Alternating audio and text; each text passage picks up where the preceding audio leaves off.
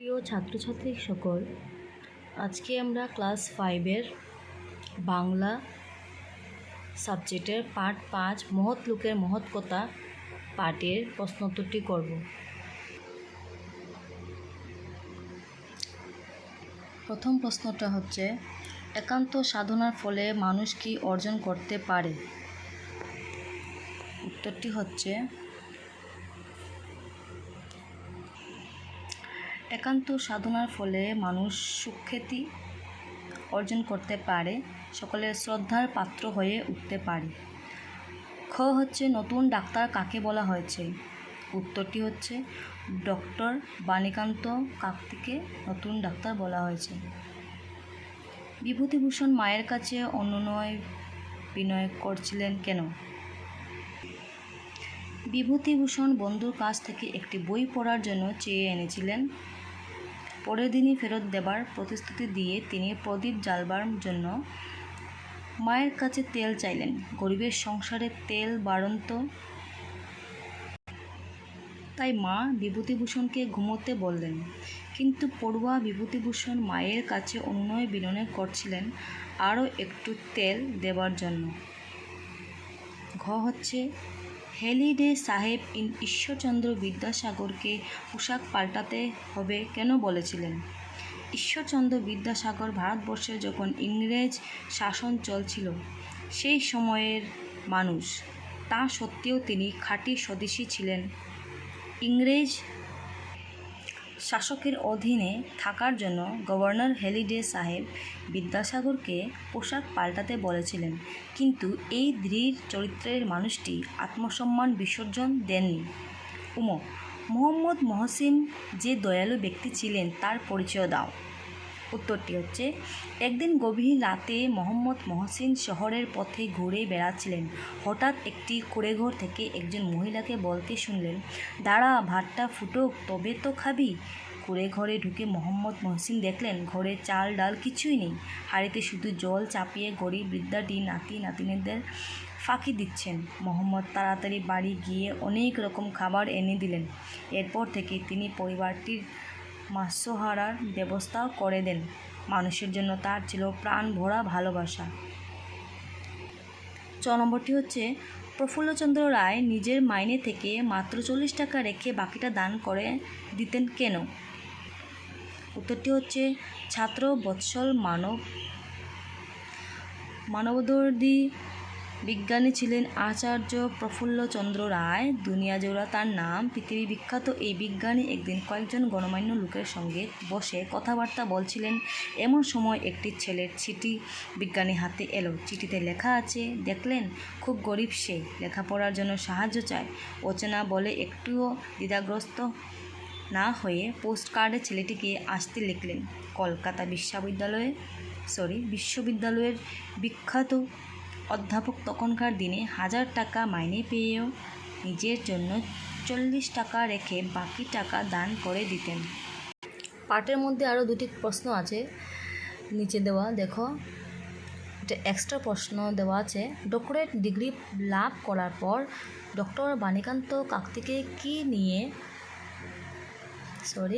নিয়ে কি ঘটনা ঘটেছিল সংক্ষেপে লেখো।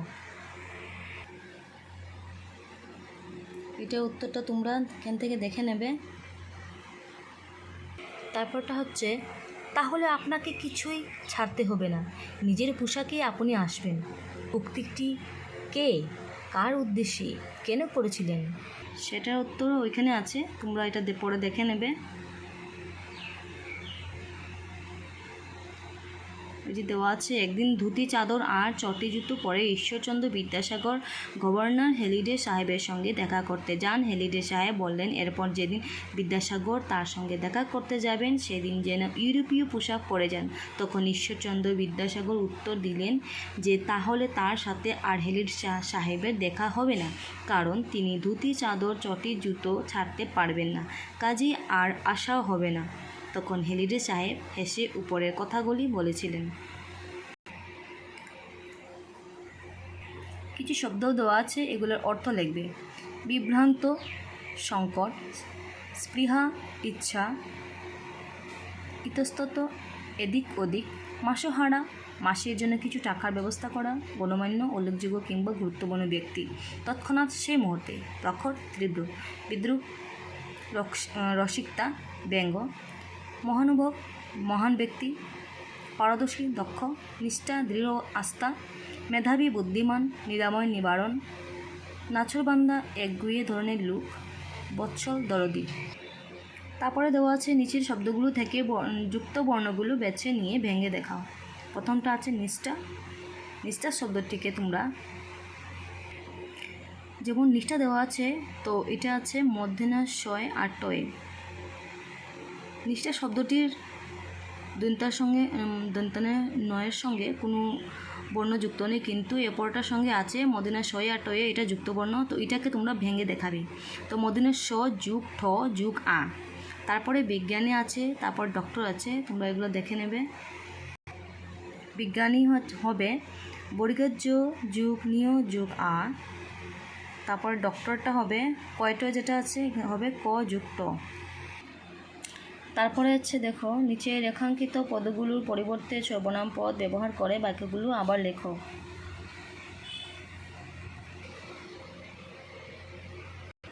ডক্টর বাণীকান্ত কাকতি একজন ভাষা বিজ্ঞানী ছিলেন। তো ডক্টর বাণীকান্ত কাকতি, এটা তোমরা আন্ডারলাইন দেওয়া আছে, তোমরা এটার সর্বনাম পদে তোমরা লিখবে। তো ওই জায়গাতে বসে যাবে তিনি একজন ভাষা বিজ্ঞানী ছিলেন। রহিম মনোযোগ সহকারে পড়াশোনা করে।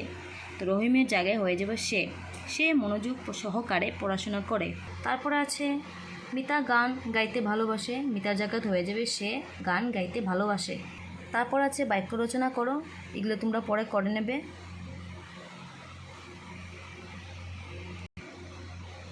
বাক্য রচনা করো। ছাত্রবৎসল, বিখ্যাত, ইতস্তত, কুড়েঘর, স্বনাম ধন্য, বুদ্ধিদীপ্ত।